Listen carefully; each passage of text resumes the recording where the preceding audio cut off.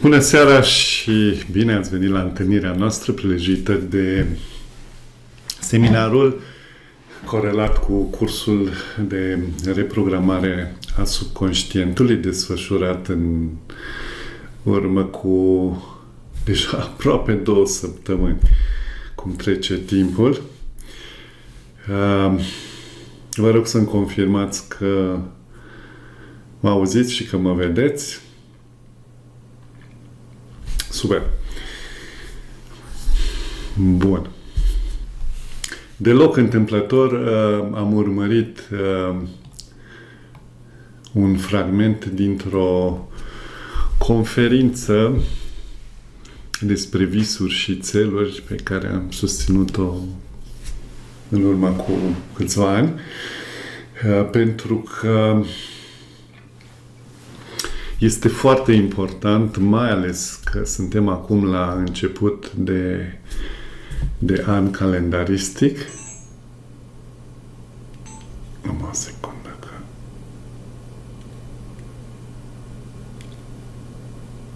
Ok?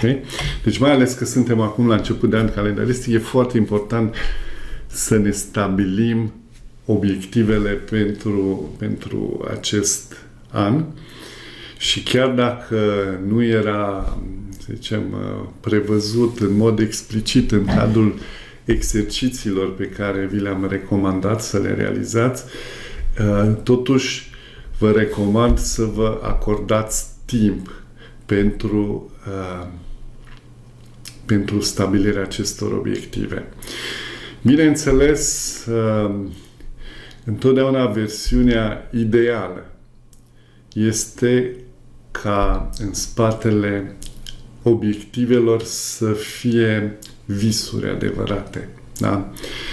Primul lucru ar fi, sau asta e varianta ideală, ca întâi să-ți descoperi cel puțin un vis profund, adevărat, și apoi în jurul lui să construiești diverse obiective cu ajutorul cărora să puteți să atingeți acele obiective. V-am spus, cred că și în cadrul cursului, reprogramarea subconștientului, că v-am dat exemplul nostru, al meu și al Simonei, că asta pentru a putea înțelege mult mai bine diferența aceasta între visuri și țeluri, da? V-am spus atunci că pentru noi niciodată nu a fost un vis, de exemplu, să construim proiectul doTERRA. Da? Niciodată pentru noi nu a fost un vis să atingem, rank-ul de Diamond sau Blue Diamond sau Presidential Diamond în cadrul doTERRA. Visul nostru dintotdeauna a fost să fim liberi. Da? Și după ce am identificat foarte clar în urmă cu foarte mulți ani acest vis de a deveni liberi, apoi am început să stabilim diverse obiective care să ne ducă către această libertate. Dar niciodată scopul nu a fost nici să fim implicați într-un anumit proiect, chiar dacă proiectul doTERRA, m-am mai spus de nenumărate ori, deci îl iubim, produsele sunt extraordinare, totul e minunat, dar doTERRA este un instrument, da? Un vehicul, cu ajutorul căruia noi ne împlinim visul de a fi liberi. Da? Și atunci, când aveți un vis, da?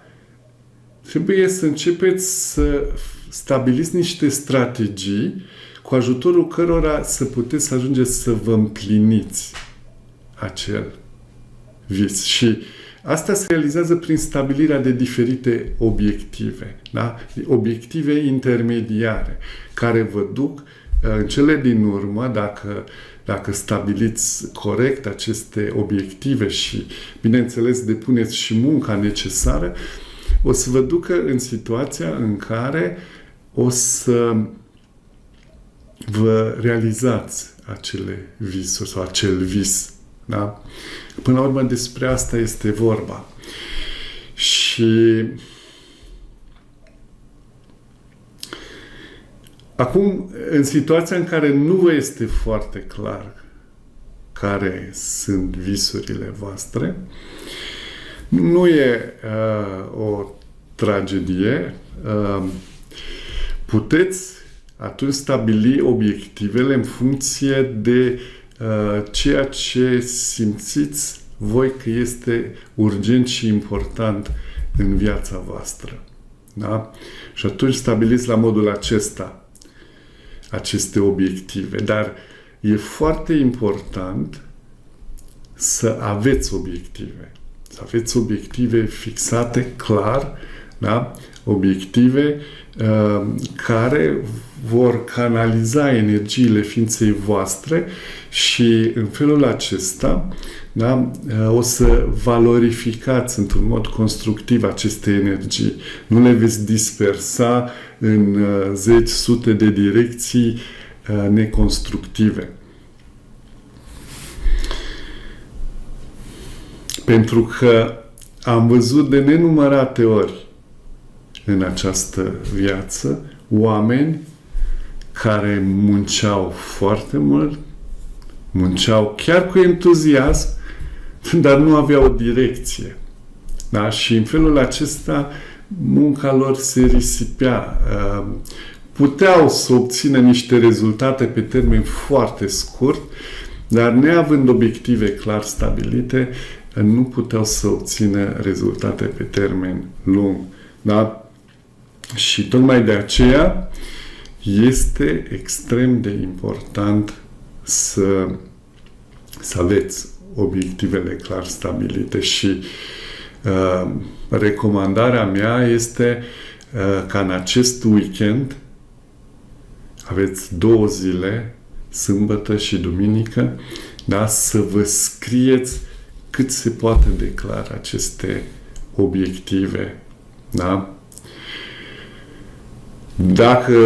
Dacă aveți deja conștientizat un vis sau niște visuri, atunci construiți obiectivele în jurul acelor visuri sau acelui vis. Dacă nu, exact cum am spus mai devreme, în funcție de ceea ce este important și urgent pentru voi în perioada următoare. Bun. Puneți un chat dacă deja v-ați stabilit clar obiectivele pentru 2026 și puneți un 3 în chat dacă încă nu v-ați stabilit clar obiectivele, dar o să o faceți în acest weekend. Da?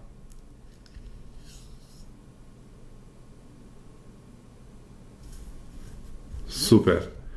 Deci, chiar este extrem de important. Deci, aș vrea să pot așa, să fac un copy-paste în mintea voastră, să înțelegeți importanța acestui demers exact așa cum o înțeleg eu.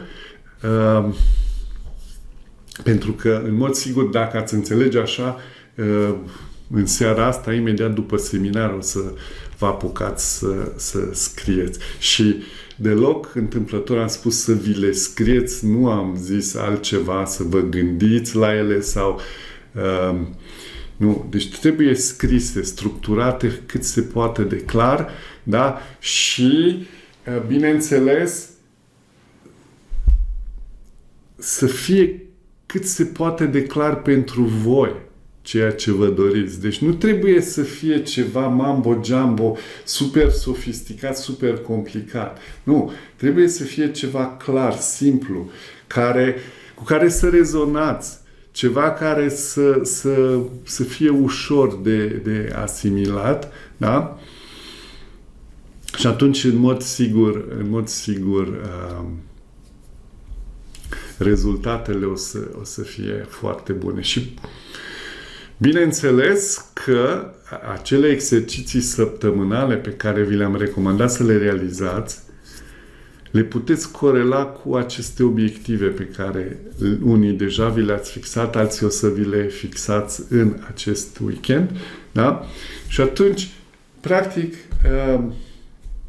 acele exerciții, da, de exemplu, realizarea vizualizării, însămânțării și afirmațiilor, da, realizați cele 5 minute cu acest obiectiv pe care cu unul dintre obiectivele pe care vi le-ați propus. Da? Puteți face tehnica rugăciunii, poate tot pentru acela. Aici vreau să vă punctez un lucru foarte important. Nu știu, nu mi-amintesc exact dacă l-am punctat în timpul cursului, dacă nu, o să-l punctez acum. Este recomandabil să nu lucrați simultan pe mai mult de 4-5 direcții de dezvoltare. Da? Da? Altfel spus, să nu lucrați la procesul de reprogramare a subconștientului pe mai mult de 4-5 domenii. Pentru că dacă veți face acest lucru, energia un pic se dispersează. Da? Trebuie să vă alegeți maxim 4-5 obiective care sunt cele mai importante pentru voi, cele mai urgente. Lucrați cu acelea până când începeți să obțineți rezultatele. Da? Și după aceea puteți implementa altul nou. Da? Unul pe care poate l-ați finalizat deja, da? Îl înlocuiți cu altul nou, care a ajuns pe lista de priorități în top 5. Top 4-5. Da? Dar nu vă risipiți energia în prea multe direcții. Pentru că cu cât focusul vostru va fi mai clar pe 2, 3, 4 direcții, maxim 5, da? Cu atât mai rapid o să puteți obține rezultate, pentru că energia va fi focalizată în cantitate mult mai mare pe acele obiective. Dacă aveți întrebări, vă rog să le formulați în secțiunea... Stați să văd, să mă asigur că există. Da, în secțiunea Q&A. Da? Acolo vă rog să formulați eventualele întrebări pe care le aveți legate de practică, legate de, anumite informații pe care le-am oferit în cadrul cursului și care nu v-au fost clare și acum tocmai de aceea ne-am întâlnit ca să discutăm și să le clarificăm.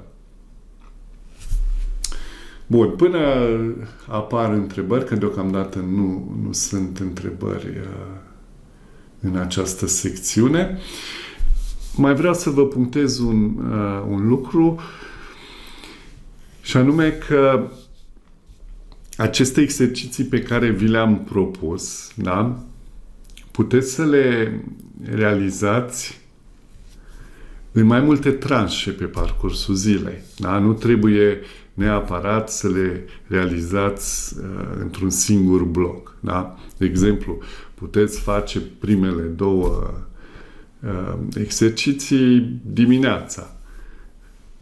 După aceea, următoarele 2-3 puteți, de exemplu, undeva după amiaza și restul seara. Da? Deci puteți să le împărțiți și chiar este recomandabil să faceți asta. Deci puteți să le împărțiți în oricâte bucăți. Bineînțeles, dacă aveți timpul necesar, da, cu siguranță, realizându-le monobloc, da, o să se transmită mult mai bine energia de la un exercițiu la altul. Da? Și atunci clar că se va obține o profunzime mai mare, dar, repet, nu este niciun fel de problemă dacă le realizați în mai multe asemenea tranșe. Important e să le găsiți loc pe parcursul zilei și dacă cineva crede că nu dispune de acel timp, eu vă pot dovedi că fiecare persoană, chiar și cele mai bine organizate persoane, vor găsi cel puțin o oră, două zilnic, timp pe care nu-l valorifică în niciun fel. Da? Plus că puteți sacrifica din programul pe care îl petreceți, de exemplu, în fața televizorului, puteți să îl dedicați în această perioadă practicii tehnicilor. Da? Și nu vreau să înțelegeți greșit, nu sunt o persoană absurdă care să vă zică să vă aruncați televizorul pe geam, deși este și asta uneori o soluție, însă merită să folosiți și televizorul cu înțelepciune, da?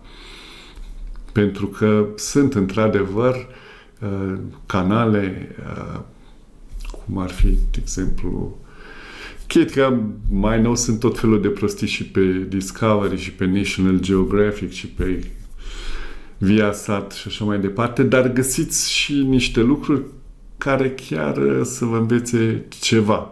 Da? Sau găsiți pe internet conferințe, tot felul de sau filme care chiar pot să vă ofere ceva constructiv, pot să vă învețe ceva anume. Apropo de filme, vă recomand un film care are legătură exact cu reprogramarea subconștientului. Este vorba de filmul Inception. Da, un film foarte, foarte profund, foarte deștept făcut și cu niște efecte speciale extraordinare, dar care vorbesc exact despre construirea realității și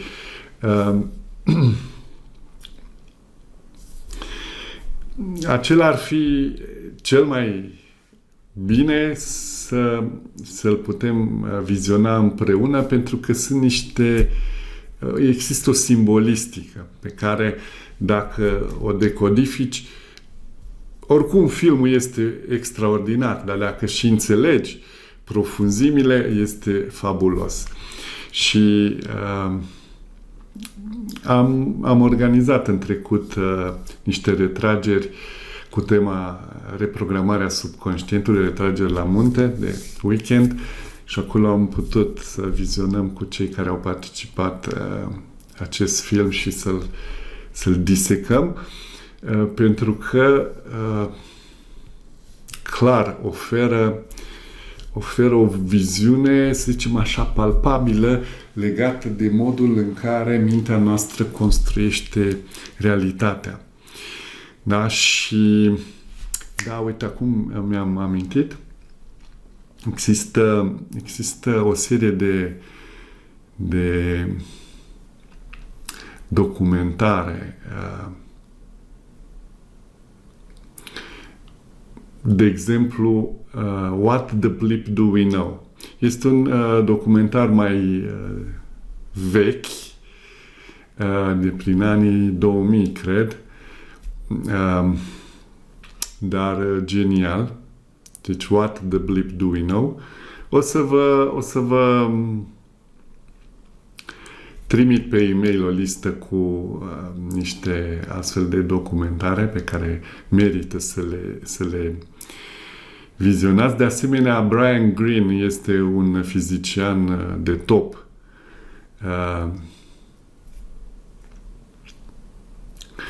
Oare cum se traduce în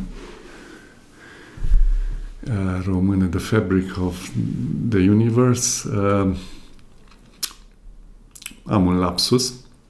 Da, o să vă scriu și acolo, dintr-o perspectivă științifică, explicat modul în care se creează această realitate pe care noi o experimentăm. De asemenea, un alt fizician, David Eagleman, care are o serie de documentare legate de modul în care se creează realitatea, cum mintea ajustează. Foarte interesant.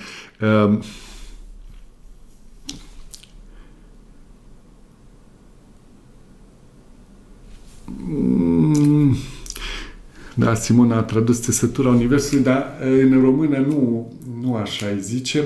Am un lapsus, pur și simplu. Dar mă gândesc foarte serios să vedem cum îi găsim și la asta loc. Este un curs pe care nu l-am susținut decât de 2 ori. De 2 ori de când l-am creat.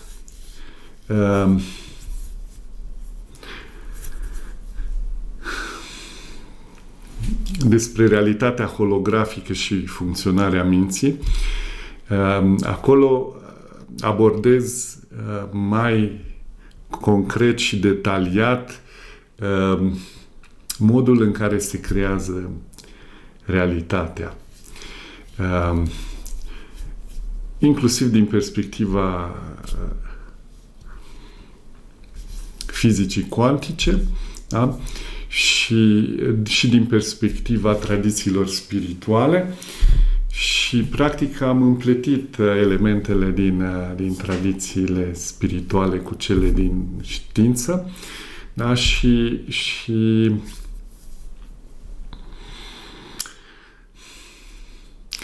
mă gândesc de câteva zile cum să facem și dacă să-l facem și în ce formă să-l facem. Oricum, dacă o să-l facem într-o formă ușor simplificată, pentru că prima dată când am susținut acest curs și am ajuns la un capitol,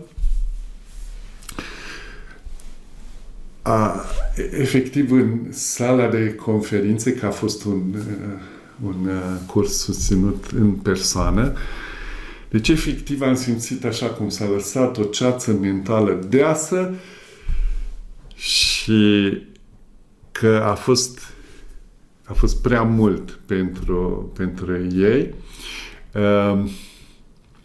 Dar ne-am redresat și în cele din urmă ceața s-a ridicat. Dar a fost un moment așa de hiatus, un moment de cotitură, că am crezut că i-am pierdut complet, dar nu i-am pierdut complet, doar că a fost prea mult. Și bine, când tu lucrezi de ani de zile cu conceptele astea, ți se pare că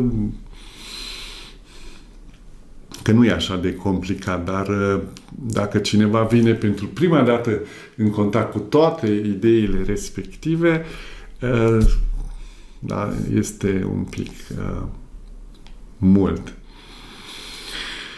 Da, deci mă gândesc am mai multe lucruri în minte pentru perioada următoare. Trebuie toate dozate optim, dar în mod sigur în timp o să le facem pe toate. Da, și bineînțeles că m-am gândit și dacă tot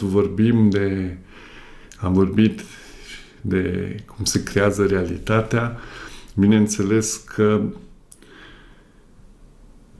demersul fundamental din punct de vedere spiritual este să înveți cum să ajungi la sursă. Da?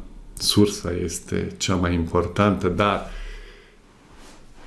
cât timp noi trăim în această realitate, este foarte important să învățăm și cum să gestionăm această realitate, dar totul provine din sursă și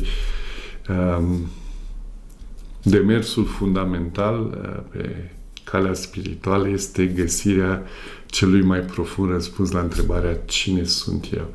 Cine sunt eu este chiar sursa. Da? Cum am spus și în cadrul cursului, fiecare dintre noi suntem Dumnezei. Și e important să trăim acest adevăr, nu doar să știm teoretic, să ajungem să-l experimentăm și să nu mai fie doar o credință, ci să fie o certitudine. Și bineînțeles, ca să poți ajunge acolo, există o strategie, da? Există o strategie prin care ajungi acolo. Exact cum și la construirea conștientă a realității există o strategie, există niște modalități de lucru care te ajută să obții rezultate. Ei bine, și în procesul acesta de căutare a identității noastre profunde, ne bazăm pe niște sisteme de lucru și mă gândesc pentru cei care sunteți interesați că ar fi interesant, mai mult decât interesant, dar acum încerc să folosesc cuvinte cât mai puțin sofisticate, da? Așa mai modeste legate de acest subiect, deși, repet, este cel mai important subiect. Bun.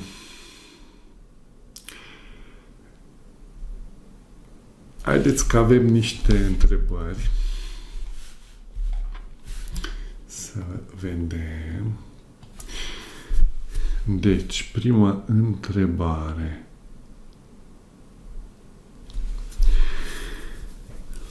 Deci am dorit să întreb și eu ceva astă seară. Cum aș putea să ignor ceea ce se întâmplă în jurul meu negativ, care interferează cu procesul meu de reprogramare a subconștientului? Asta este cea mai mare barieră a mea. Păi, v-am spus atunci când am vorbit despre tehnica rugăciunii că atunci când creezi realitatea sunt importante două lucruri. Să fii capabil să-ți imaginezi și apoi să fii capabil să crezi ceea ce îți imaginezi. Acesta este un proces, nu este un eveniment. Da? Și e firesc la început să nu poți să crezi cu tărie, să fii ușor perturbat de lucrurile care se petrec în exterior. Deci nu este ceva neobișnuit. Da? Puneți un 5 în cer dacă cei care v-ați confruntat și voi cu această provocare, și anume că deși ați început să lucrați, vă mai perturbă elementele din realitatea exterioară. Ok. Deci vedem o grămadă de 5. Deci nu știu cine, că e anonim conectat, dar nu ești singura persoană care se confruntă cu asta și repet, este firesc. Însă, pe măsură ce o să practicați, și v-am zis asta și în cadrul cursului, o să începeți să credeți tot mai mult că a fi, a face, a avea. Da? Spirala aia în care tot timpul faci aceleași lucruri, dar pe spire diferite. Și încrederea voastră în rezultatul final o să fie tot mai mare. Până când în cele din urmă ea va deveni totală și atunci acel lucru clar se va materializa.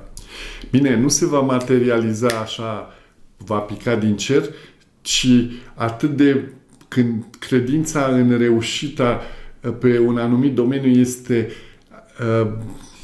totală sau aproape totală, vin niște circumstanțe și conjuncturi care sunt ușor de valorificat și care clar vă duc la succes. Da?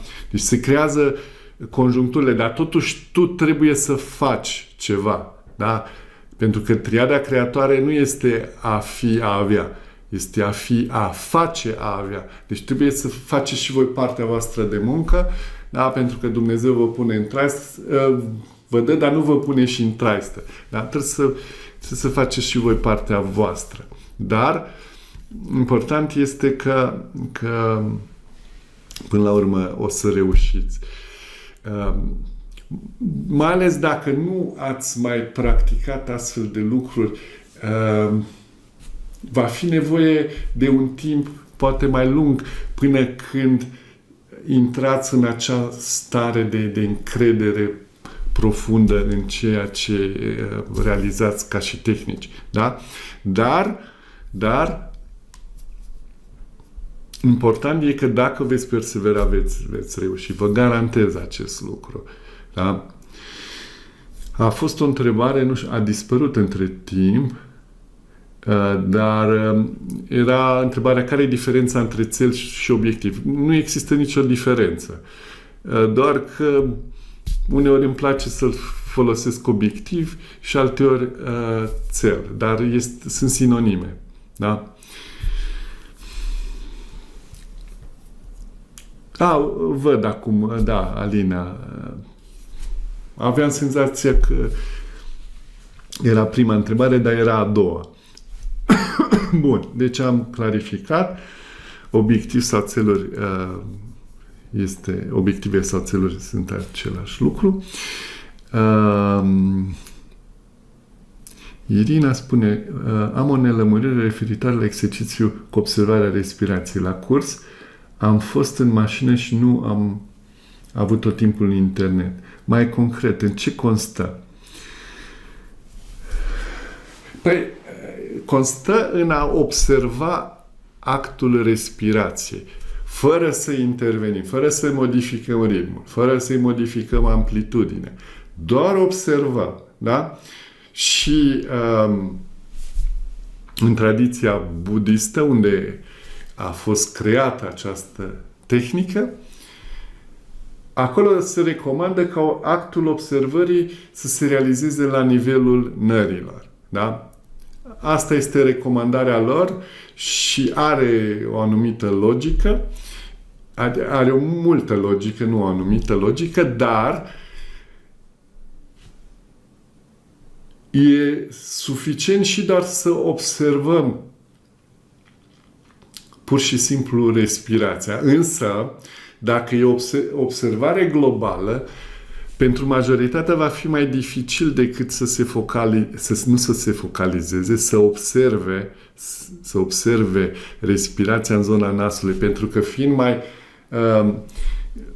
concentrată pe o zonă geografică restrânsă, e mult mai ușor să menținem focalizarea aceea, da? Acea observare. Dacă observăm global respirația, s-ar putea ca mintea noastră să înceapă uneori să zburde pe câmpii, da? Așa că în asta constă tehnica. Observăm respirația fără să-i modificăm ritmul sau amplitudinea, da? Deci doar observăm. Devenim conștienți de ea. Asta înseamnă că o observăm. Nu ne uităm la ea, că, da? Cu ochii interiori o observăm. Bun. Cila zice, care este legătura dintre subconștient și corpul fizic? boală, oboseală, tensiuni. Cum lucrăm cu emoții vechi stocate în corp, nu doar în minte. Dar aici, în primul rând, vreau să clarificăm un lucru. Mintea nu este non-locală, adică ea este peste tot și nicăieri în același timp, da? Dar ne focalizăm acum că e peste tot, da? Inclusiv la nivelul corpului fizic. De fapt, da, există un mod de a vedea lucrurile că emoțiile sunt stocate la nivelul corpului, dar tot în minte. Da? Este un aspect al minții care e corelat cu corpul fizic și oricum, totul în minte se înregistrează. Inclusiv ADN-ul nostru, chiar dacă este sursa din care de fapt, proiectul după care s-a realizat corpul nostru fizic, el este un câmp vibrațional care este înregistrat la nivelul minții. Înțelegeți? Asta o să fie mult mai clar când o să facem acel curs despre revelarea inimii spirituale, pentru că totul pornește de la nivel de conștiință, deci de la nivel de spirit. Spirit sau conștiință sunt noțiuni sinonime.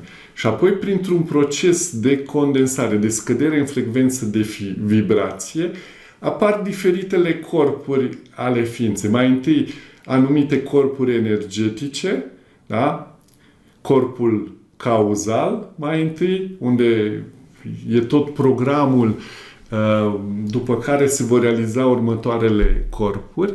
Apoi se creează corpul supramental, da? Este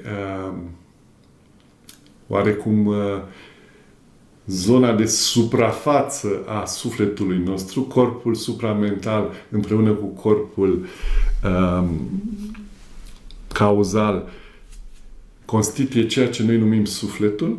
Da? Apoi, din corpul supramental ia naștere corpul mental-emoțional sau corpul astral, da? Unde sunt stocate inclusiv emoțiile noastre. Da? Și apoi din corpul mental-emoțional apare corpul eteric, da? Corpul percepțiilor, corpul bioenergetic mai este cunoscut și apoi apare corpul fizic, dar fiecare corp apare din corpul anterior, printr-un proces de condensare. Da? Exact cum în cazul apei, da? Avem apa în stare gazoasă, sunt norii, care când se condensează devin apă, care când se condensează și mai mult devine gheață. Dar e vorba tot de apă și când e gazoasă, și când e lichidă, și când e solidă. Da? Într-un mod asemănător, conștiința noastră, spiritul, da?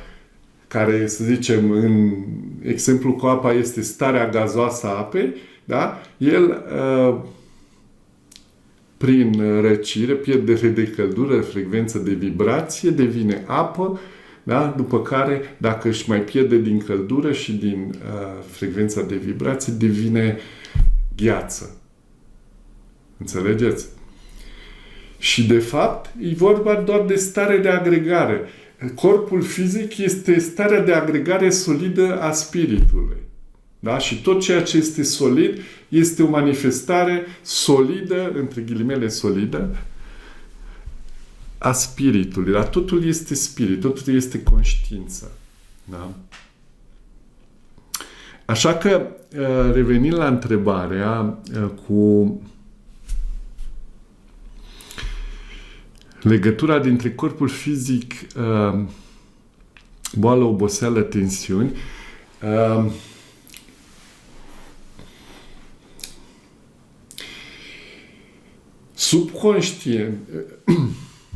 subconștientul este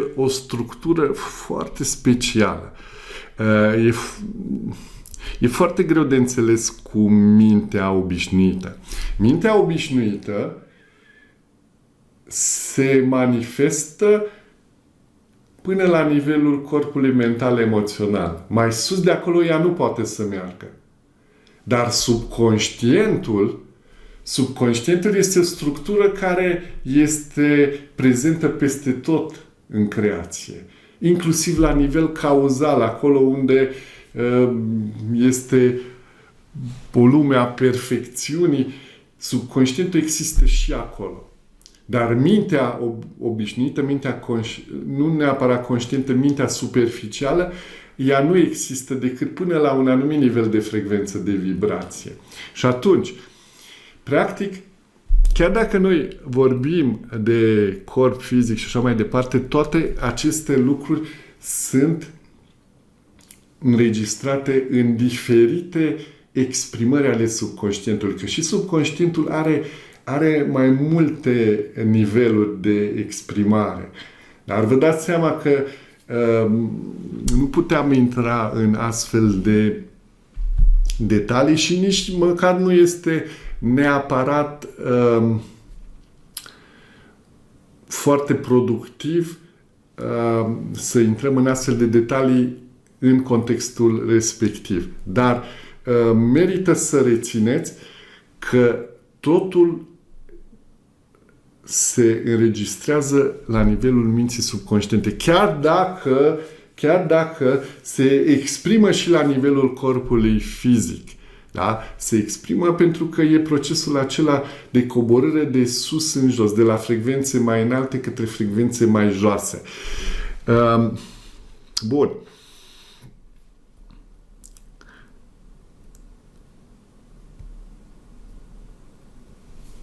Acum, legat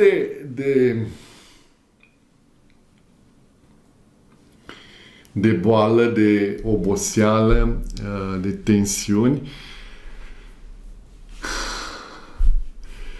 bineînțeles că dacă abordăm lucrurile din perspectiva corpului fizic, dar tot ce am învățat și ne învață și medicina și așa mai departe, este valabil în anumite limite. Însă, asta chiar din punct de vedere științific, este dovedit faptul că corpul fizic nu obosește.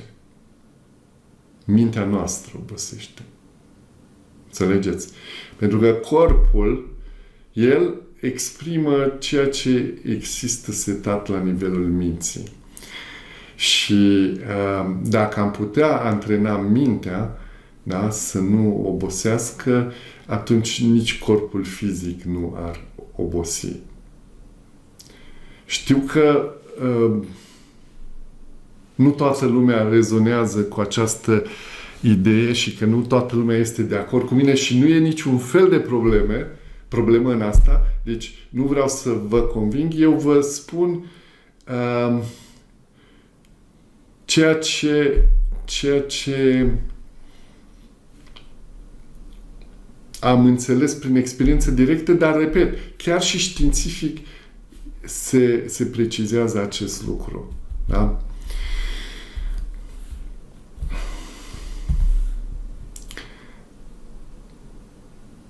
Nu o să intru în mai multe detalii.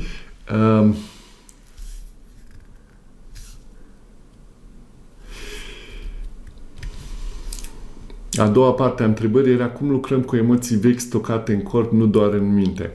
Păi, ele nu le poți elimina în corp, pentru că ele sunt în minte. Deci, cu mintea le vom elimina. Când ele dispar în minte, atunci ele dispar și în corpul fizic. Da?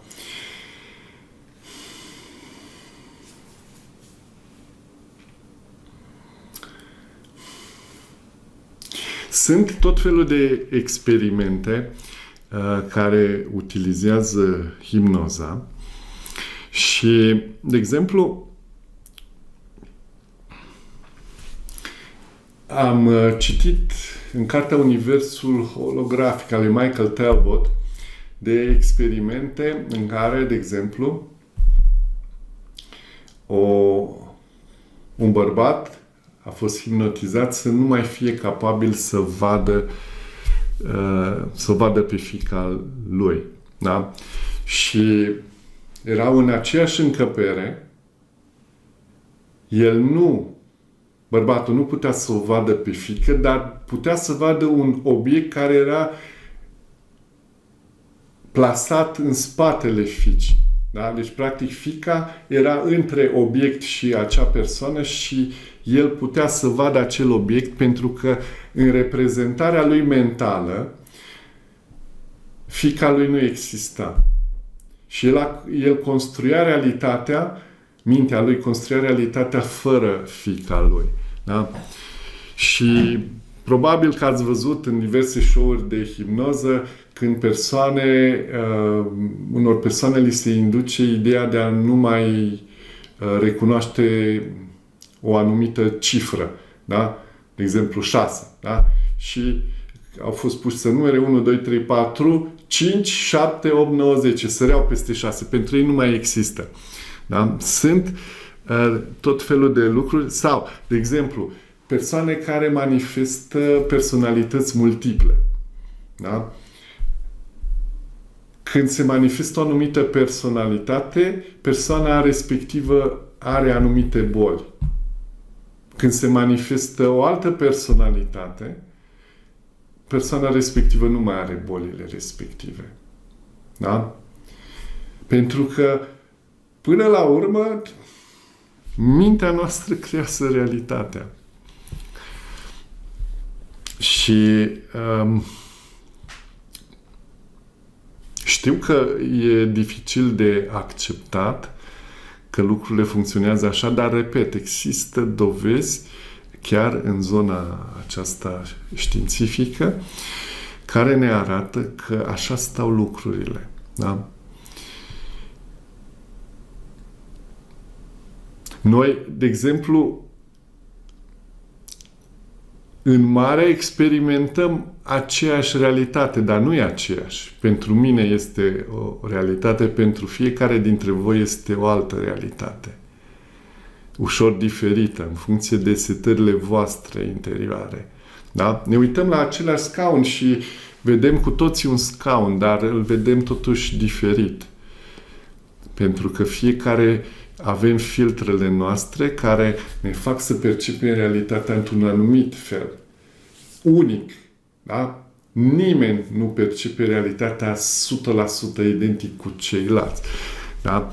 Și de aici apar diverse probleme, da? Din faptul că fiecare crede că el are dreptate și la modul real, în astfel de cazuri, fiecare are dreptate, doar că trebuie să înțelegem că fiecare are dreptate în funcție de limitările lui. Da? De aceea, de exemplu, o ființă care a ajuns la un nivel de cunoaștere de sine mai adânc are o libertate de a cunoaște mult mai mare decât o ființă care încă nu a început un astfel de proces. Da? Și bineînțeles că cel care e mai la început nu are cum să-și dea seama că lucrurile stau așa. Cel care e mai avansat își dă seama. De aceea, în mod normal, el va manifesta compasiune și înțelegere, va evita să se contreze, chiar dacă el știe că lucrurile stau altfel.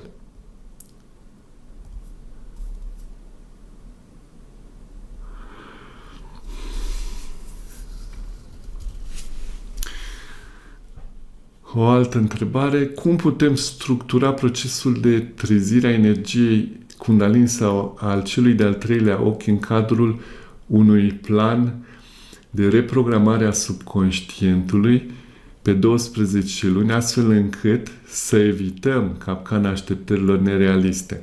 Mai exact, care sunt indicatorii psihologici și comportamentali măsurabili care ne confirmă progresul real dincolo de dorința ego-ului de a atinge rapid stări de iluminare. Aici am o veste. Nimeni, absolut nimeni, nu poate să forțeze un astfel de proces. Nici trezirea energiei Kundalini și nici cunoașterea de sine care echivalează cu iluminarea. Da? Tot ce putem face este să ne pregătim. Să ne pregătim pentru a putea să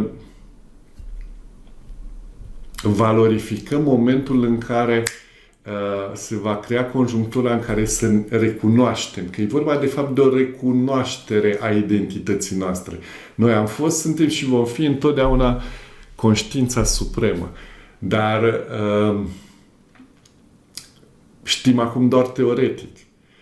Dar dacă lucrezi cu tine, practici, tehnici spirituale, îți rafinezi mintea, îți rafinezi percepțiile, da? Pentru că modul în care percepe un om neantrenat este extrem, extrem de limitat. Pe o scară de la 1 la 1 milion este 1. Da? Noi, în procesul acesta al practicii, ne putem rafina percepțiile de la 1 la 10, la câteva sute, la mii, zeci de mii, milioane. Da? Deci, există diverse niveluri de rafinament al percepției. Trebuie să înțelegeți că nu există nimic mai rafinat decât conștiința supremă. Da? Acela e cel mai rafinat lucru. Și ca să poți să percepi așa ceva atât de rafinat, trebuie să-ți dezvolți anumite capacități. Și foarte pe scurt, aceste capacități înseamnă, în primul rând, capacitatea de focalizare a minții. Da? De asta ai nevoie în orice domeniu. Și dacă lucrezi pe crearea conștientă a realității și dacă lucrezi pe conștientizarea identității tale reale, cunoașterea de sine, ai nevoie de concentrarea minții. Asta e fundamentală. Pentru că dacă vrei să treci dincolo de minte, unde este sursa, mai întâi trebuie să fii capabil să te focalizezi pe un singur lucru. Și în acest proces în care te focalizezi pe un singur lucru, da, la un moment dat, în acest proces de concentrare, se produce un fenomen care în yoga se numește samyama, identificarea perfectă, în care obiectul de cunoscut, cunoscătorul și cunoașterea, cea care face legătura între ele, devin una. Deci nu mai există Deci devii obiectul pe care vrei să-l cunoști. Da? Nu mai există niciun fel de separare. În momentul acela, mintea obișnuită se blochează și treci dincolo de ea la nivel supramental. Atunci se activează mintea supraconștientă, da? Care este, putem spune, mintea lui Dumnezeu, mintea cosmică. Da? Și fiind la acel nivel, da? Toate structurile ego-ului, a individualității sunt dezactivate și atunci ne identificăm cu sursa. Însă acest proces se petrece spontan, natural, exact ca și procesul de adormire. Nimeni nu poate să adoarmă că vrea să adoarmă. Poate să se abandoneze și adoarme. În același mod, noi, ca să ajungem să ne identificăm cu sursa, trebuie să fim pregătiți, da? Să avem o minte liniștită și să fim capabili să ne abandonăm în acest proces și la un moment dat se va produce declicul și ai trecut dincolo. Da? Dar nu poți să forțezi. Nu la început. Când ajungi la un anumit nivel de realizare, atunci poți la voință să faci asta. Iar în fazele și mai avansate, tot timpul vei fi dincolo de minte. Și în minte și dincolo de minte. Da? Deci, aici nu neapărat aș lucra cu însămânțarea, vizualizarea, afirmația, ci aș practica tehnici propriu-zise, pentru că tehnicile spirituale sunt pentru practica spirituală tehnici de reprogramare a subconștientului, pentru că tu, în tehnicile alea, începi să experimentezi la început o anumită stare de interiorizare, de liniște interioară, da? Lucru care îți dă încrederea și îți dă certitudinea că există ceva mai adânc. Și tot practicând o să experimentezi lucruri tot mai adânci, tot mai adânci, tot mai adânci. Percepția se rafinează. Începi să crezi tot mai mult că ești mai mult decât ce credeai înainte că ești. Da? Și treptat, treptat se construiește și această încredere prin experiență directă în cadrul practicii spirituale, credința aceasta că da, eu sunt conștiința. Da? Dar e un proces care e corelat cu practica spirituală. Da? Așa că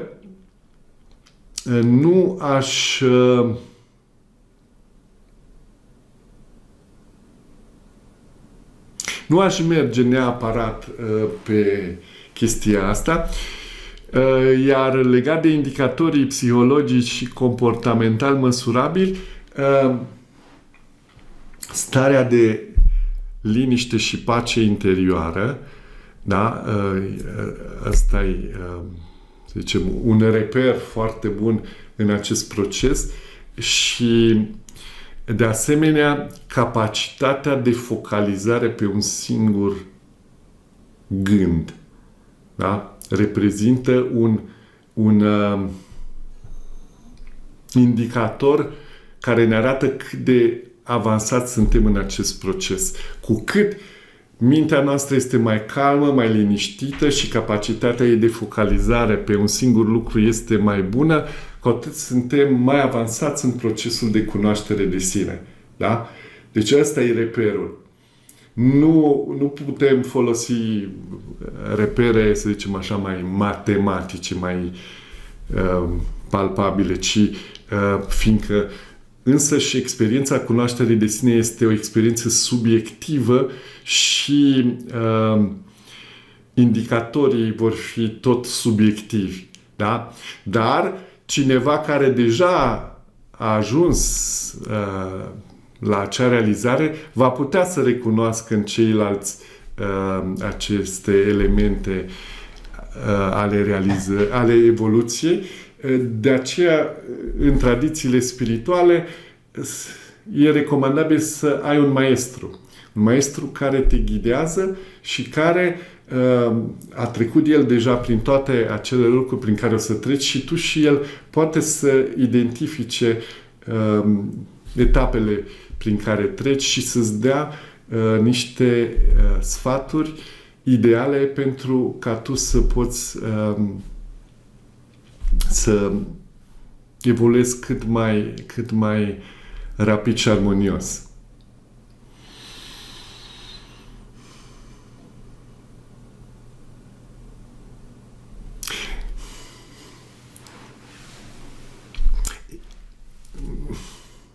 Haideți că asta încă mai spun, chiar dacă nu toți, că aici sunteți un grup de oameni, o parte sunteți din proiectul doTERRA, o parte sunteți de la cursul de yoga, dar din punctul nostru de vedere sunteți toți în familia noastră, Spanda, și vă iubim pe toți. Bineînțeles, unii dintre cursanții yoga sunteți și în doTERRA, dar nu este... Principiile oricum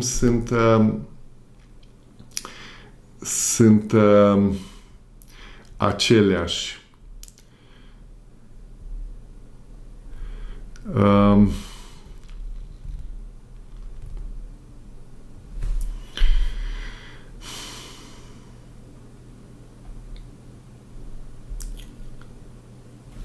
secundă că mă uit să văd ce întrebări mai sunt pe aici.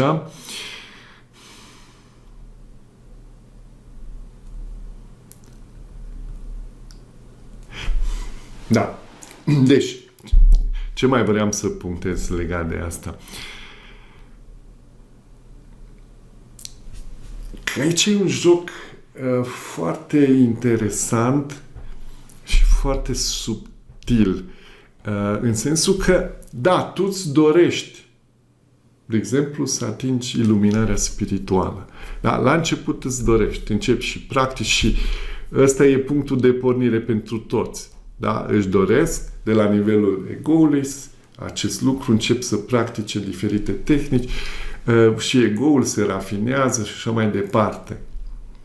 Însă, tu nu vei putea niciodată să atingi iluminarea dorind iluminarea. Și doar atunci când te vei elibera de dorința de iluminare, atunci vei atinge iluminarea. Înțelegeți? E interesant jocul ăsta în minții, da? Pornești dorindu-ți, dar după aceea obții eliberându-te de dorința cu care ai pornit. Și cum poți să fii iluminat dacă tu îți dorești să fii iluminat? Ești iluminat în momentul în care ești iluminat. Și când ești iluminat, nu mai îți dorești să fii iluminat. Înțelegeți? E exact. Ți-a fost dor de mama, ai ajuns acasă la ea, ai îmbrățișat-o, gata, nu-ți mai e dor de mama, că ești la mama. Ți-a fost dor până ai ajuns acolo. Da? Deci, trebuie să învățăm să lucrăm cu mintea așa foarte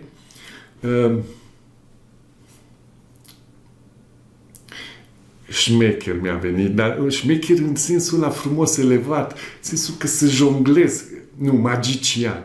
Trebuie să fii ca un magician, da? Să știi să le învârți, să schimbi perspectivele în așa fel încât tu să poți să mergi înainte, da? Și asta o să învățați dacă sunteți preocupați de asta, de a fi conștienți de voi înșivă. Da? Și dacă cineva m-ar întreba care sunt primele 3 cele mai importante calități pe care le am eu, le-am avut și le am pe calea spirituală, una dintre ele, dintre cele 3 cele mai importante, este capacitatea de a transforma înfrângerile în mari victorii. Da? Au fost multe lucruri care n-au ieșit așa cum mi le-am propus, dar până la urmă a ieșit chiar mai bine pentru că am știut să alchimizez nereușita aia și să o transform într-o mare reușită. Da? Și asta e important să învățați. Să folosiți mintea în așa fel încât tot timpul ca pisica să picați în picioare. Da? Să vă schimbați tot timpul perspectiva în așa fel încât să fiți învingători. Chiar dacă în prima fază n-ați fost învingători, dar, de exemplu, ok, n-am reușit o chestie, dar marea mea victorie este că nu am fost afectat de asta. Și dintr-o dată am alchimizat. Dar trebuie să învățați mintea voastră să fie așa flexibilă, maleabilă și tot timpul să fie orientată pe jumătatea plină a paharului. Și jumătatea aia goală să o umpleți dacă este necesar. Da?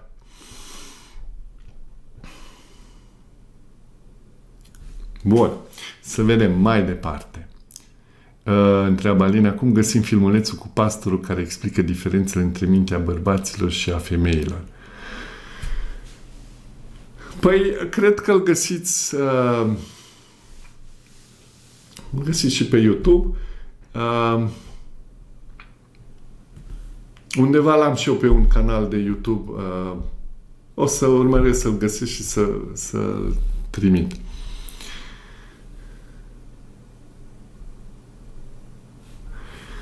Ionelia zice, când îmi setez țelul măreț, cum pot să îmi dau seama dacă este unul autentic din suflet și nu unul ales doar din ego? Exemplu, stare materială bună, casa visurilor. Păi, dacă există un vis în spatele acestor obiective, atunci, în mod sigur, o să fie în regulă. Da? Dar reperul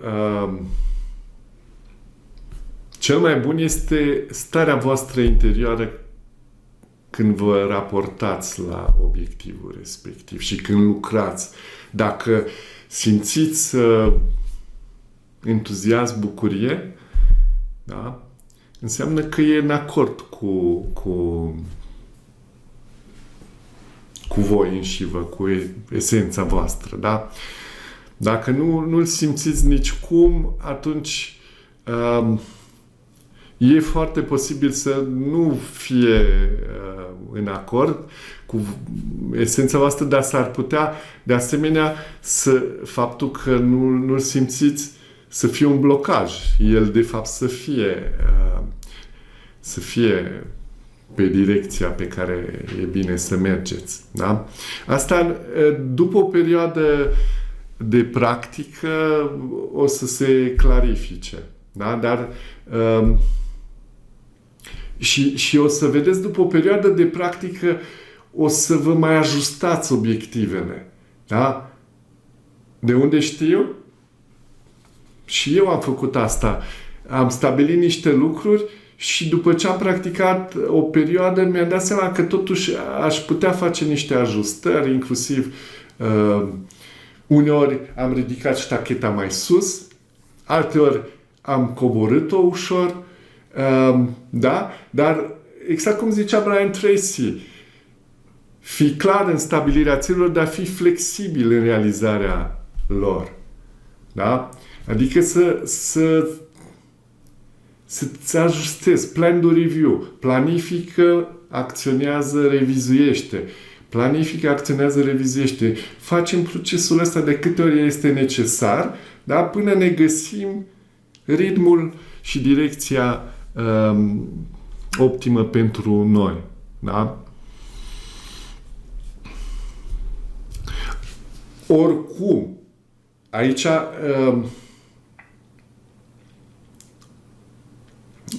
am punctat încă de la începutul cursului că, din punctul nostru de vedere, este important ca fiecare ființă umană să investească energie și timp pe două direcții principale. Da? Spiritual, profund, care ține de cunoașterea de sine, și spiritual, concret, care ține de crearea conștientă a realității. E bine, partea aceasta care ține de crearea conștientă a realității este corelată cu ego-ul. Nu e niciun fel de problemă.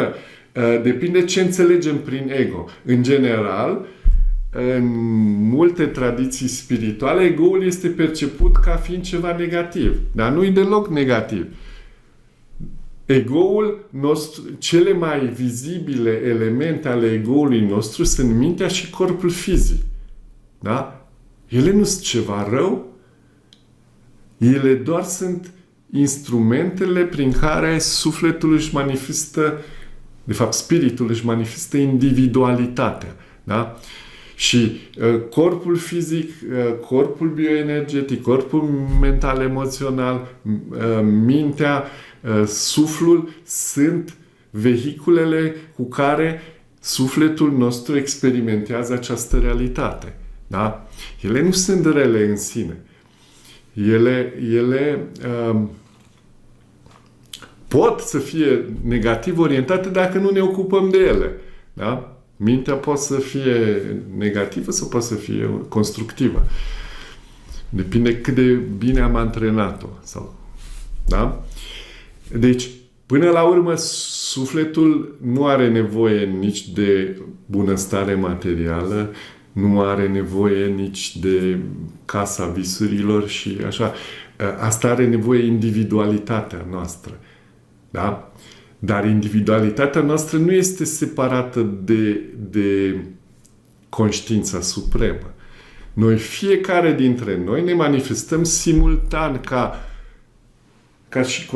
și conștiință supremă și ca și individualitate. Și între astea două nu e niciun fel de luptă. Da? Sunt două structuri pe două niveluri diferite. Da? Și putem experimenta această realitate suferind și având lipsuri, da? Sau putem să o experimentăm urmărind să ne creăm conștient realitatea și să avem lucrurile necesare pentru a avea o experiență frumoasă și pentru a ne putea împlini, a ne realiza potențialul. Da? Dar din această perspectivă, ego-ul nu este dușman, nu este nimic negativ acolo. Da? Orice om care e de succes în orice domeniu, inclusiv pe zona spirituală, are un ego foarte mare. Da? Cu cât ai succes mai mare, cu atât ai un ego mai mare. Dar întrebarea este cât de rafinat este acest ego. Pentru că există ego-uri și ego-uri. Un ego rafinat este transparent față de lumina conștiinței supreme. Un ego contractat nu va lăsa lumina să se manifeste. Da? Deci,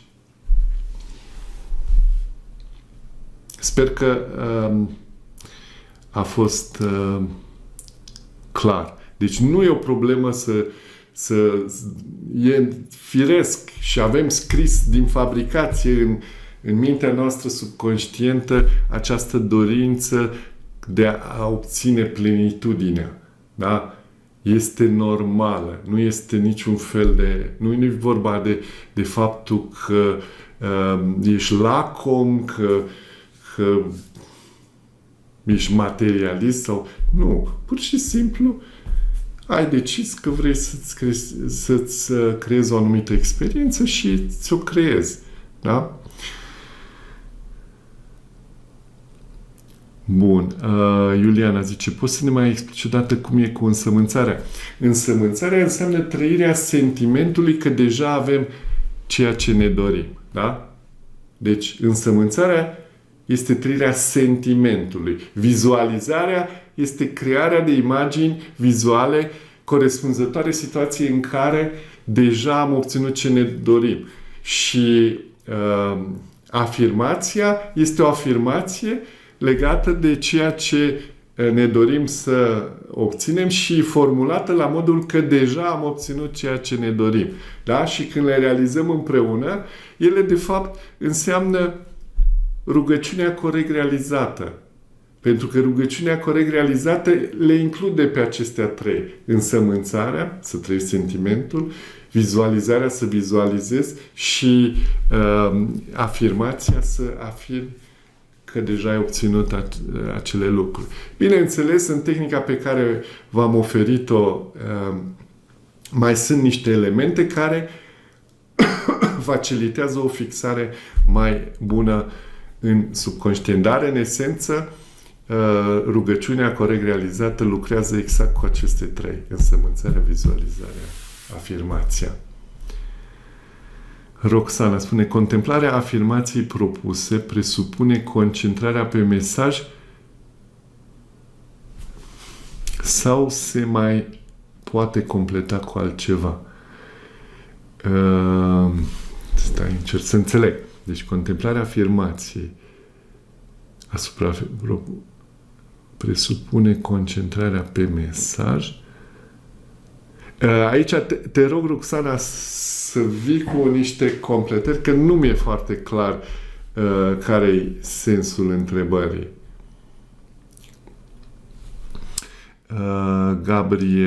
Roxana Gabriela spune: vă mulțumesc cu profundă recunoștință pentru acest curs prețios. Aș avea o întrebare legată de negativități. Cum poți ieși din ele? Cum îmi pot ajuta coloana lombară prin tot ce am învățat la acest curs? Eu trec prin hernie de disc lombară și trec prin dureri în zona lombară și osul sacru. În ultimul timp observ din cauza durerilor că mental intru în negativitate și îngrijorare. Azi am ales și simțit să intru în tehnica surâsului interior, să îmi liniștesc agitația minții, gândurile și să îmi pot relaxa corpul.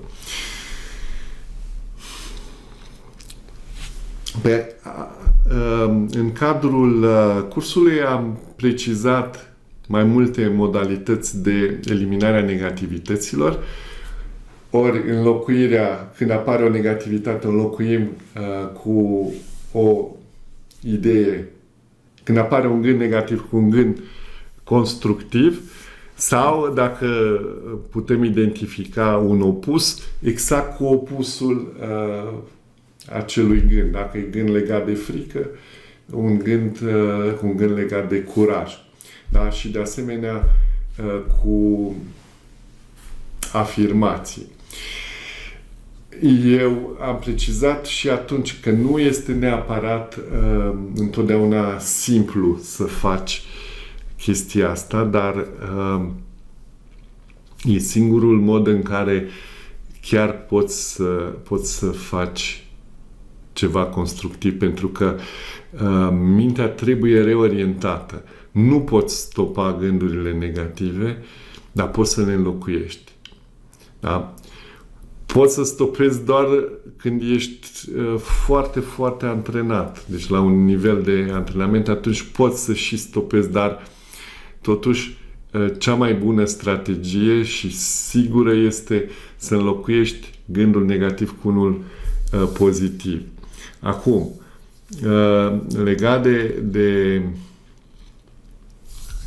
hernia de disc, cum poți să ajuți? De exemplu, poți să folosești chiar tripleta afirmația, însămânțarea și vizualizarea. Da? De exemplu, aici te ajută foarte bine dacă poți să-ți creezi o imagine clară a zonei respective. Da? Poți să vezi, de exemplu, pe internet o fotografie cu o coloană care este perfect sănătoasă, da? Pe zona respectivă, și tu vizualizezi acea coloană perfect sănătoasă, o proiectezi mental exact peste zona ta cu probleme, da? Asta e vizualizarea. Poți să evoci sentimente conforme cu situația în care acea problemă deja a dispărut, da? Că ești perfect sănătoasă, și de asemenea poți să folosești afirmații. De exemplu,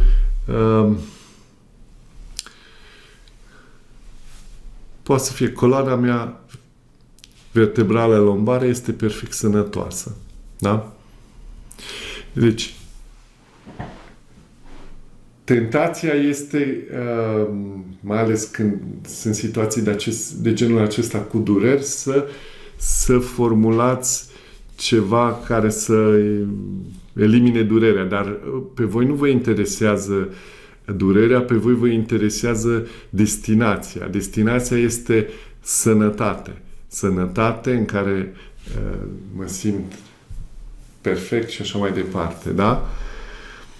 Deci asta se poate face și poți chiar să vizualizezi cum spațiile intervertebrale se dilată, da? Cum coloana se întinde și acele discuri intervertebrale, da? Revin la forma lor optimă, da?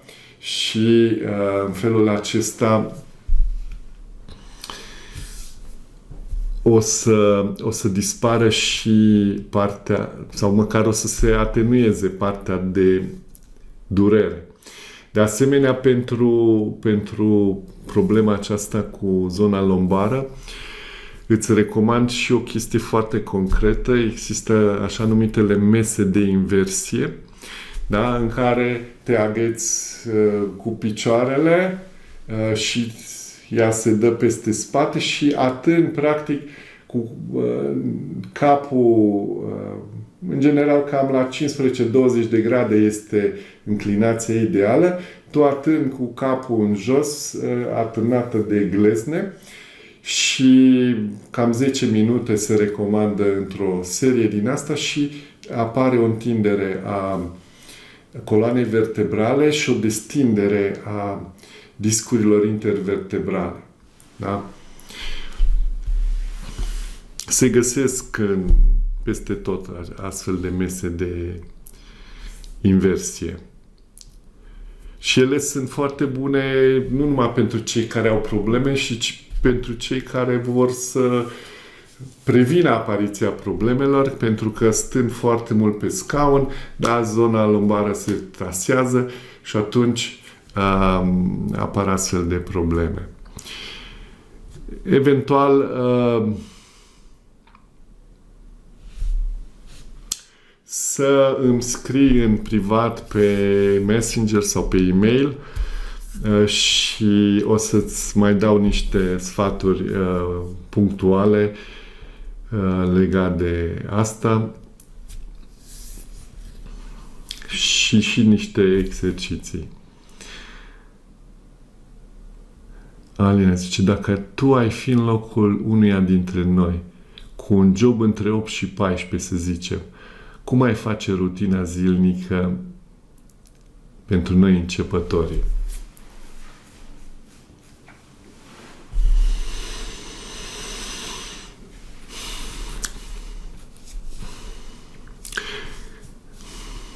Păi, eu aș face dimineața, imediat după ce de fapt, asta eu fac în fiecare zi, înainte să mă ridic din pat dimineața, da? Îmi fac exercițiile mele pe care le fac de ani de zile și aș face afirmația, vizualizarea, însămânțarea cu obiectivul cel mai important, da? Aș face vreo 10 minute și după aceea aș lucra după amiaza și spre seară, da? Mi-aș aloca eu mi-aș aloca măcar o oră și jumătate. Da? Eu când am fost la începuturi am făcut 10-14 ore pentru că la mine era pe viață și pe moarte. Eu nu vreau să mai mă confrunt cu anumite lucruri și am vrut să le rezolv așa. Da? Acum, practica de reprogramare a subconștientului nu înseamnă numai să faci tehnici. Da? Tehnicile sunt o modalitate. Dar, de exemplu, dacă tu reușești să adopți obiceiuri noi, atitudini noi, fără neapărat să utilizezi tehnici, este foarte rapid și foarte eficient. Însă, practica ne arată că în 99,9% din cazuri nu va funcționa așa. Pentru că tehnicile te pregătesc ca să poți să ai atitudinea aia în care să schimbi atitudinile, obiceiurile și așa mai departe. Deci, totuși, la început, practica este foarte importantă. Alina zice, atunci persoanele care se nasc cu boli, Cine a creat această realitate? Păi acele persoane au creat în viețile anterioare. V-am spus și la curs, ADN-ul nostru conține pachetul de programe subconștiente cu care noi venim din viețile anterioare. Și în funcție de ce am făcut noi în viețile anterioare, pachetul acesta de programe subconștiente conține diverse lucruri care vor trebui să se manifeste, da? În această viață. Și dacă era necesar, am creat anumite cauze în viețile anterioare ca să suferim de o anumită boală, atunci în ADN-ul nostru va fi activat acel lucru și o să face. Da?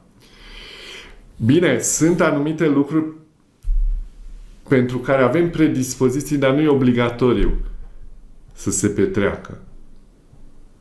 Dar explicația atât pentru problemele cu care se nasc unii copii, cât și pentru talentele cu care se nasc unii copii, găsim cauza în viețile anterioare. Da? Mozart. Cum credeți că a compus la 4-5 ani simfonii?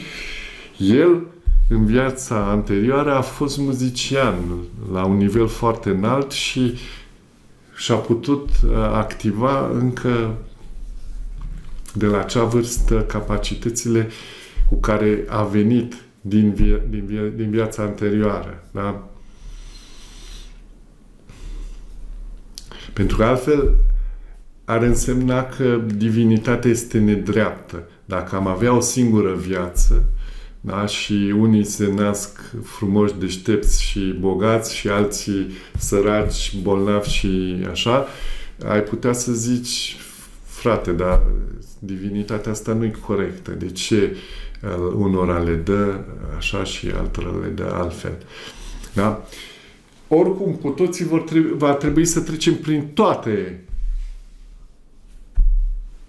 experiențele, și sărăcia, și bogăția, și sănătatea, și boala, și da? Vom trece prin toate pentru a ajunge în cele din urmă să fim acele ființe care să se cunoască pe sine și să nu mai fie necesar acest joc.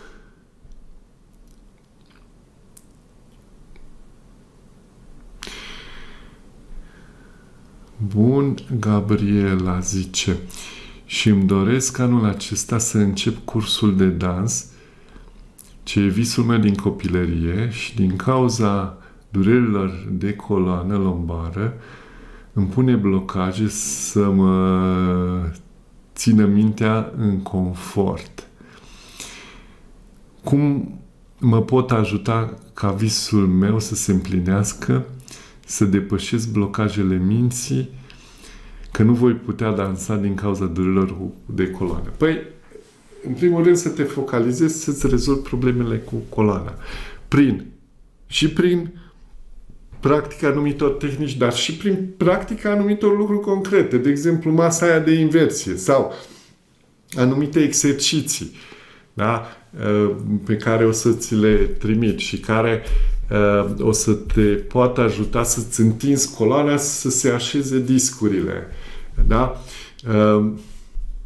Trebuie să faceți voi ceva, nu să pice. Trebuie să faceți pe toate planurile, și mental, și fizic, și orice. Da? Aveți, nu știu, cred că ești în doTERRA, nu? Există suplimente nutritive care ajută pe direcția asta. Există uleiuri esențiale cu efect antiinflamator, copaiba, da? Există tămâia, există amestecul de uleiuri Deep Blue care ajută în această direcție. Da? Deci, eu, dacă aș fi în această situație și să știi, chiar am și eu o hernie de disc de multă vreme, și eu lucrez pe toate direcțiile. Bine, acum nu mă mai supără, dar ideea este că folosesc toate mijloacele pe care le am la îndemână.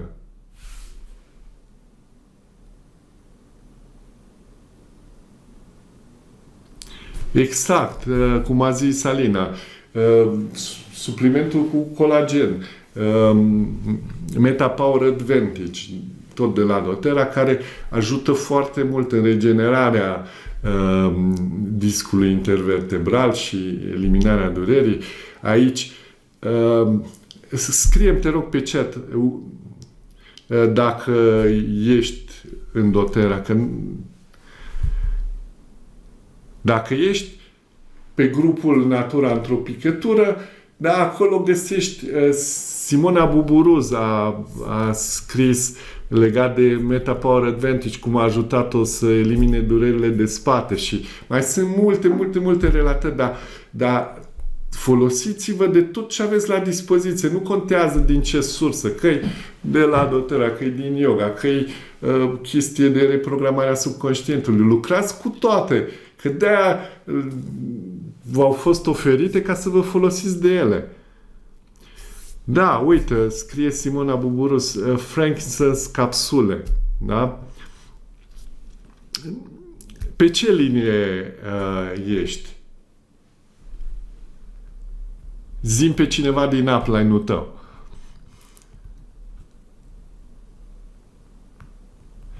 Oricum, să iei legătura cu...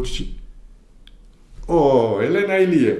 Super. Și ai și pe Laura Baboș acolo, pe linia aceea. Și Elena, amândouă, îți pot da sfaturi să le contactezi și în mod sigur te vor ajuta să găsești niște soluții pe linia aceasta.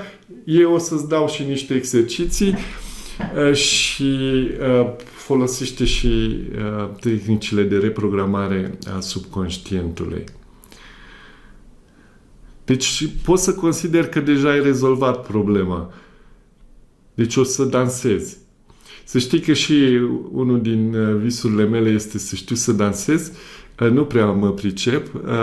Sunt foarte entuziast, dar foarte netalentat. Eu singur așa dansez, dar o să învăț și să dansez cât de cât decent. Bun. Așa, da. Cecilia zice, vă rugăm mult să ne dați și nouă filmul la sfârșitul cursului anterior. Cel mai surprinzător secret din lume al Nightingale, pentru că este extrem de educativ. Ok. O să vă trimit un link să-l aveți. Gianina zice, ne-ai zis puțin în timpul cursului despre karmă și culegerea roadelor coapte. Poți dezvolta? Da. Sunt lucruri care nu vor putea fi reprogramate, ele trebuie trăite, nu? Mă gândesc și la anumite boli, situații de sărăcie, suferință emoțională. Cât putem alchimiza de fapt și cât reprograma. Da. Deci mai nimerit. Mă gândisem chiar astăzi să vorbesc un pic mai pendelete de subiectul ăsta care e corelat cu noua biologie sau epigenetica. Dar totuși, până la urmă, am decis că o să fie o conferință independentă pe tema aceasta. În curând o să o programăm și pe aceea și acolo o să dezvoltăm mai mult, dar totuși vreau să spun și acum, da, am spus că de fapt un program subconștient reprezintă o impregnare karmică. Da? Când noi ne programăm subconștientul, de exemplu, pentru prosperitate, de fapt ne creăm o karmă de prosperitate. Creăm niște cauze care să genereze niște efecte care sunt corelate cu prosperitatea. Da? Dar, bineînțeles că karma asta e de multe feluri. Da? La modul general este pozitivă și negativă. Da? Pozitivă îi zicem la aia care ne place, la aia care nu ne place îi zicem negativă. Da? Uneori și karma negativă este constructivă, doar că nu ne place. Însă, practic, am spus, ADN-ul nostru conține un pachet de programe subconștiente cu care noi venim din viețile anterioare. Acum, în acest pachet există anumite lucruri care constituie așa numita karmă coaptă. Ce înseamnă aia? Înseamnă că aia deja este în curs de manifestare și nu mai poate fi oprită. Aia va trebui să o culegem, karma aia, și să o trăim. Da? Dar există o parte a karmei care înseamnă predispoziție, dar nu e obligatoriu să trăim. Și, de fapt, epigenetica, știința epigeneticii se referă exact la acea parte a karmei care poate fi modificată.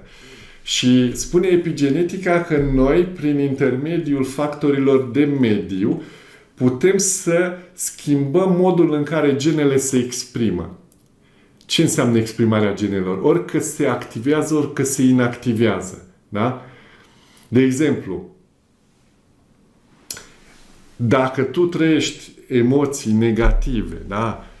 Gânduri negative și așa mai departe, asta înseamnă o energie care va activa acele programe subconștiente care rezonează cu asta. De exemplu, toți avem genele care declanșează cancerul.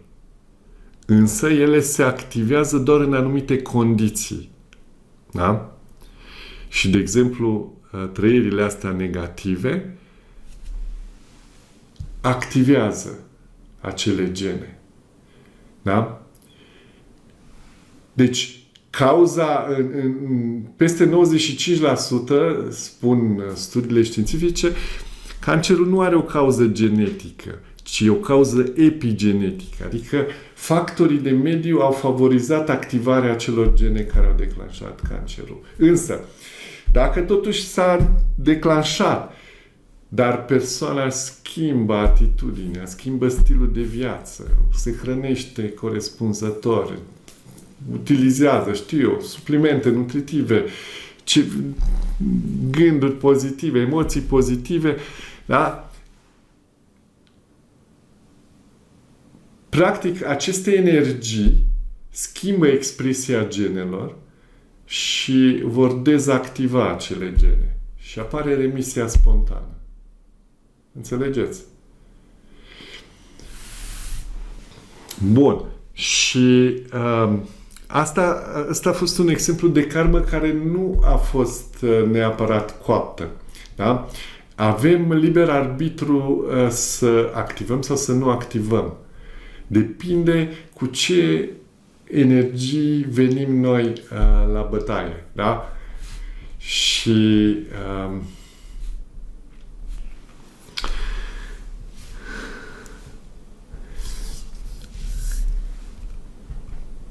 dacă te-ai născut fără un deget, nu o să crească la loc. Da? Dar, repet, majoritatea lucrurilor sunt lucruri pe care le putem controla prin factorii de mediu. Da? Dacă noi ne menținem într-o stare interioară pozitivă, da? Mâncăm sănătos, facem mișcare și așa mai departe, atunci nu se vor activa.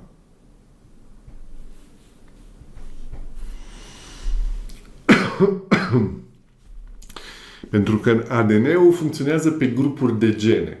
Grupuri de gene pentru diverse domenii și ele se activează cu energii specifice. Și atunci, cineva care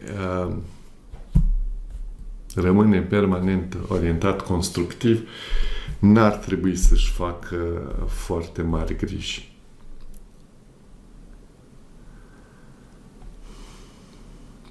Pe de altă parte, unele lucruri vin spre noi ca lecții. Da? Ele sunt karmă, dar vor veni sub formă de lecții. Nu e grav, chiar dacă nu-i plăcut. Dar vin sub formă de lecții și sunt chiar maestri buni în procesul nostru de transformare.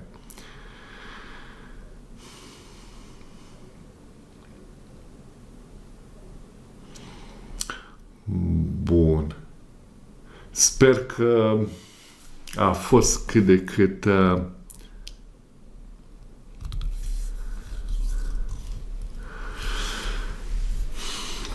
cât clar, zice Octavian, să-l invitați și pe Bruce Lipton. Acum nu știu dacă o să-l invităm în mod direct, dar avem niște materiale video care chiar merită vizionate. Și Bruce Lipton, găsiți pe YouTube multe materiale cu el și aveți și în limba română cartea Biologia Credinței, care vorbește despre asta. Bine, în Biologia Credinței un pic dintr-o perspectivă mai științifică, dar are multe videouri în care îmbină elementele științifice cu elemente ezoterice, pentru că Bruce Lipton de mulți ani de zile este un căutător spiritual. El a fost un savant, unul dintre părinții fondatori ai epigeneticii, însă din motive ușor de înțeles, el a optat să se orienteze pe zona aceasta spirituală.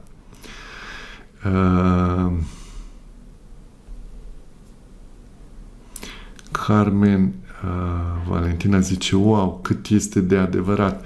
Cazul meu exact așa a fost. Negativitatea din viața actuală mi-a activat ce aveam din viața anterioară, ba chiar am retrăit episoade, doar când am ales să transform, am reușit să trec peste ele și după ce mi-am învățat lecțiile. Interesantă explicație, multe aha-uri am avut. Mă bucur. Super. Bun. Deci, la întrebarea Gianinei, parțial am răspuns. În acea conferință o să răspund mai pendelete. Dacă o să fii prin Tibet, îți trimit înregistrarea. Deci, oricum o să ajungă informațiile la tine. Felicia Ronghe și zice, ne-ai zis de 3 prime calități, dar ne-ai spus doar una, capacitatea de a transforma înfrângerile în victorie. Care ar fi celelalte 2? Perseverența, da? Perseverența, clar.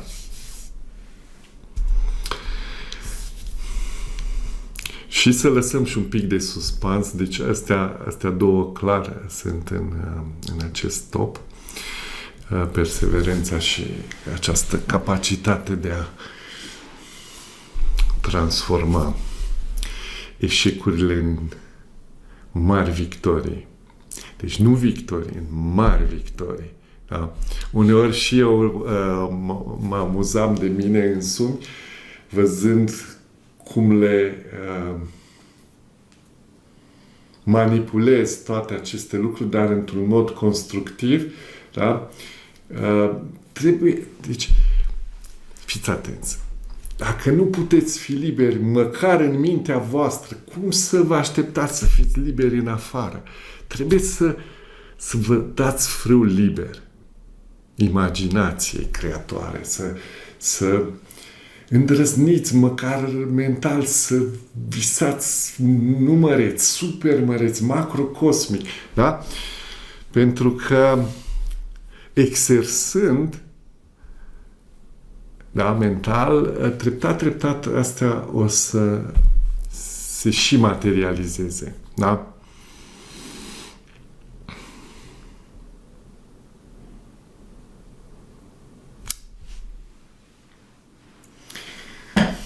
Nu o să vă fac o exemplificare, să vă dau neapărat exemple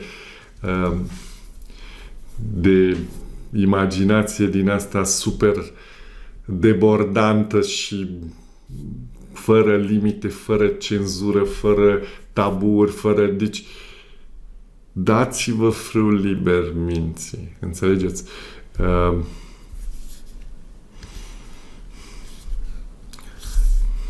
Nu o lăsați încătușată de tot felul de idei din acestea limitatoare care ne-au fost induse de societate, de sistemul de educație. Da? Roxana întreabă, ne-ai propus niște mesaje scrise și le contemplăm, adică să contemplați asupra lor. Ne concentrăm pe mesajul textului sau putem accentua, fixa și cu altceva? Păi, ideea este când realizezi contemplația sau contemplarea asupra unei idei, da, pur și simplu încerci să vezi afirmația din foarte multe puncte de vedere, dar fiind vorba de contemplare, da, se realizează cu blândețe, dar încercăm să pătrundem sensul din ce în ce mai adânci a acelei afirmații sau acelei idei. Da? Și e exact ca și cum te-ai uitat la un obiect din mai multe unghiuri. Da? Ca să-l vezi din diverse unghiuri și să-ți poți forma o imagine mai completă despre el.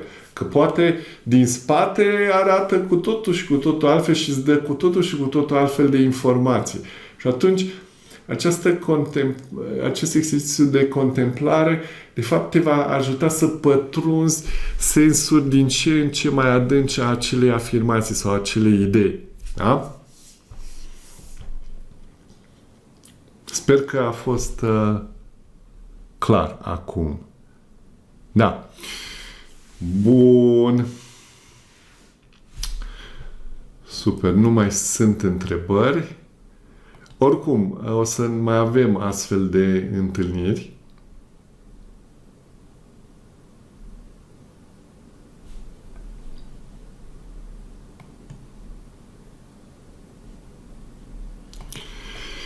Eu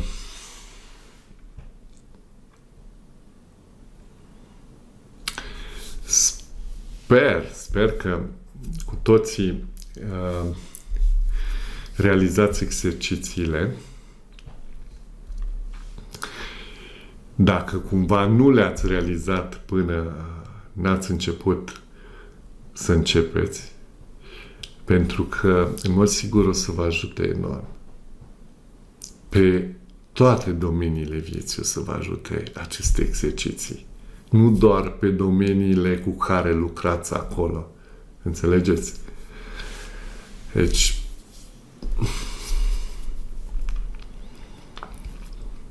puneți un 1, dacă am zis 1 să fie. 1 încet dacă considerați că sănătatea corpului fizic este importantă.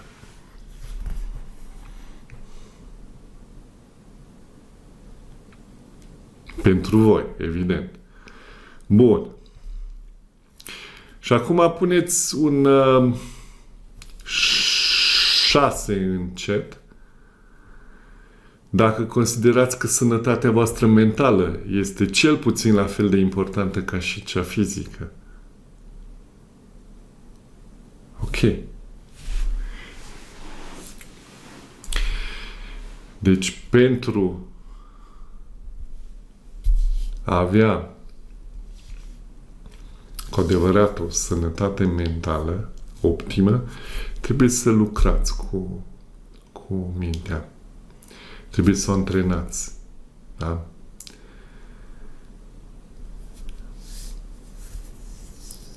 Din păcate nu l-am acum la îndemână, dar chiar mi-a arătat Simona ieri, cred, sau alaltăieri, era un interviu cu Novak Djokovic. Mă gândesc că toată lumea îl cunoaște. Este cel mai mare tenismen din istoria tenisului. Știu că o să supere pe fanii lui Nadal și a lui Federer, dar asta spun cifrele. Și noi îl apreciem foarte mult pe Djokovic pentru că el lucrează exact cu lucruri cu care lucrăm și noi. Lucrează pe reprogramarea subconștientului, practică yoga și așa mai departe, este vegetarian și un om care dovedește prin fapte, da, că știe să lucreze cu mintea lui și el spunea în interviu, atât am prins un fragment, spunea că știi, eu mă confrunt cu negativități mai frecvent decât vă confruntați voi. Dar diferența dintre mine și voi este că eu rămân acolo în negativități maxim câteva secunde. Pentru că m-am antrenat ani de zile, mi-am antrenat mintea să fie capabilă să se desprindă de negativități rapid. Ele apar, da? Pot să apară. Întrebarea este cât de repede te desprinzi de ele. Da? Și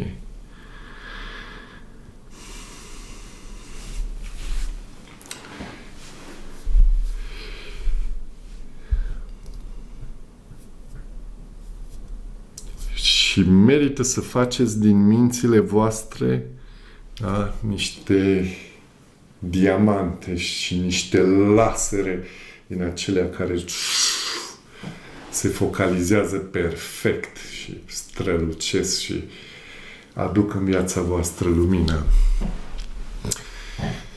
Bun, și cu aceasta încheiem prima parte a întâlnirii noastre și în final v-am promis că o să vizionăm împreună un experiment care durează 45 de minute, dar e un experiment care a fost creat pe parcursul multor zile și cu niște investiții financiare foarte mari. E un experiment realizat de către Darren Brown, acel mentalist din Anglia pe care vi l-am prezentat și în cadrul cursului. Din punctul meu de vedere, este unul dintre cei mai pricepuți oameni care lucrează în domeniul acesta al subconștientului, a minții subconștiente. Deci tipul e foarte, foarte abil, foarte bun, genial. Și el a colaborat cu un canal de televiziune din Anglia, Channel 4, și i-au dat un buget absolut incredibil, un buget foarte mare care i-a permis să creeze niște experimente impresionante, cum este și cel pe care o să-l vizionăm în această seară. Experimentul din această seară o să pună în evidență puterea extraordinară a credinței și cum credințele noastre modelează realitatea noastră și experiența noastră în această realitate. Da? Și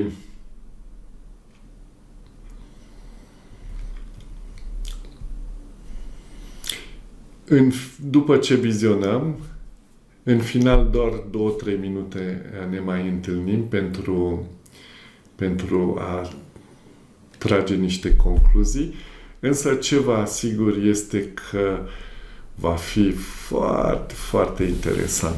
Da?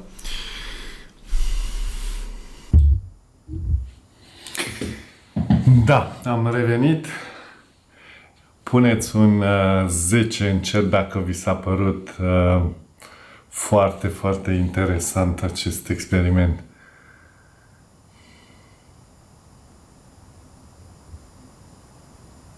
Super! Mă bucur foarte mult că v-a plăcut. Într-adevăr, este super educativ, da? Și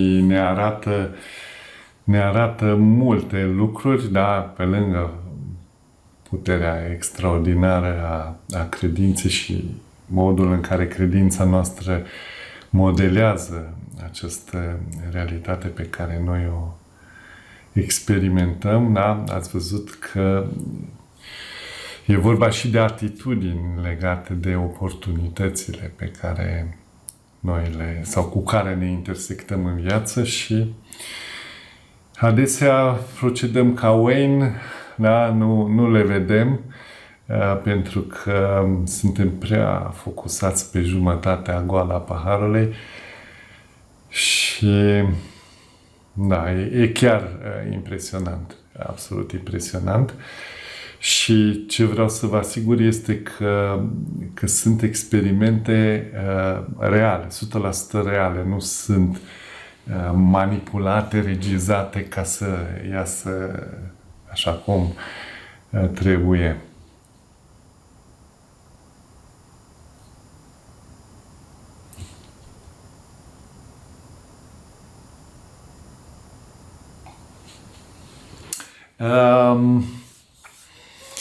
Da, o să vă ofer accesul la acest video și vestea bună înainte să încheiem întâlnirea noastră din această seară, o întâlnire lungă, da? Dar cred eu utilă și deci vestea bună este că mai avem câteva astfel de experimente și în perioada următoare o să le vizionăm. Următorul pe care o să-l vizionăm o să fie despre efectul placebo. Da, foarte, foarte bine făcut acel experiment care da, pune în evidență eficiența extraordinară a efectului placebo. Efectul placebo, da, credința sau vindecarea prin credință. Iar forma supremă a placebo-ului este miracolul care face ca instantaneu să se producă transformarea. Bun. Cu aceasta încheiem întâlnirea noastră din această seară. Vă felicit că v-ați mobilizat și ați rezistat 3 ore, practic. Dar eu v-am oferit cu drag ceea ce v-am oferit și mă bucur că voi ați primit cu inima deschisă. Noapte bună, un weekend minunat și ne revedem cât de curând.